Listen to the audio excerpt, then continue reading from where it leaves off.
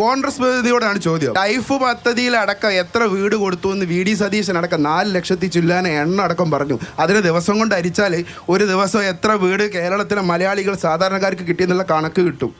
അതൊക്കെ ഒന്ന് പഠിക്കുന്നതാവും. ഒരു കാര്യം കൂടി, കേരളത്തിലെ ഈ പഞ്ചായത്ത് ഇലക്ഷനിൽ നിങ്ങൾ ജമാഅത്തെ ഇസ്ലാമി അടക്കമുള്ള ആൾക്കാരെ കൂട്ടുപിടിച്ചിട്ടാണ് വോട്ട് പിടിക്കാൻ പോകുന്നതെന്നും ഈ ജനങ്ങൾ മനസ്സിലാക്കുന്നുണ്ടെന്നും കൂടി പറഞ്ഞ് അവസാനിപ്പിക്കും. ഈ ഫ്ളാറ്റുമായി ബന്ധപ്പെട്ട് വരുന്ന ആരോപണം എന്താണ്? നേരത്തെ അങ്ങ് പറഞ്ഞു ഈ ചേരികളൊക്കെ ടാർപ്പ വെച്ച് മൂടുകയാണ് ചെയ്യുന്നത്. ആ ടാർപ്പ എടുത്ത് ഫ്ളാറ്റിന് പുറത്തിടേണ്ട അവസ്ഥയുണ്ടോ? ഏതെങ്കിലും ഒരു കെട്ടിടം ഉണ്ടാക്കുമ്പോൾ എന്തെങ്കിലും പോരായ്മകളോ സംഭവങ്ങളോ ഉണ്ടെങ്കിൽ അത് നികത്തി കൊടുക്കാനും നമ്മൾ തയ്യാറാ. നമ്മളെ കാഴ്ചയിൽ ഏറ്റവും മികച്ച ഫ്ളാറ്റുകളാണ്. പോരായ്മ ഇല്ല എന്നാണ് ഞങ്ങൾ മനസ്സിലാക്കുന്നത്. അങ്ങനെ പോരായ്മ ഇല്ലാത്തതാണെന്ന് ഉറപ്പിച്ച് പറയാൻ ബുദ്ധിമുട്ടുണ്ടോ?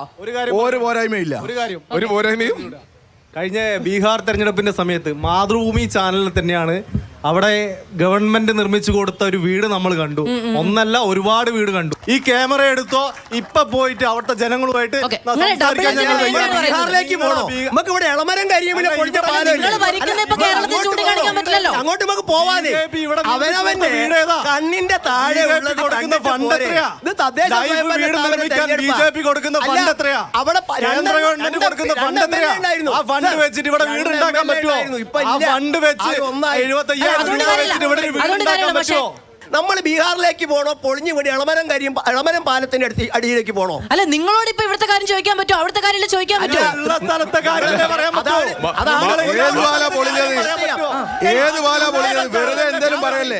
ചർച്ച തുടങ്ങിയ സമയത്ത് ചന്ദ്രബാബു ഇടയ്ക്കിടയ്ക്ക് പറഞ്ഞ ത്രിപുരയ്ക്ക് പോകാൻ, ബംഗാളിലേക്ക് പോകുന്ന, ബീഹാർ പറയുമ്പോൾ നിങ്ങളെന്താ ഉണ്ടായിരിക്കുന്നത്? ഞാൻ പോയതല്ല, ഞാൻ ഇവിടുത്തെ വികസനം ചർച്ച ചെയ്യാൻ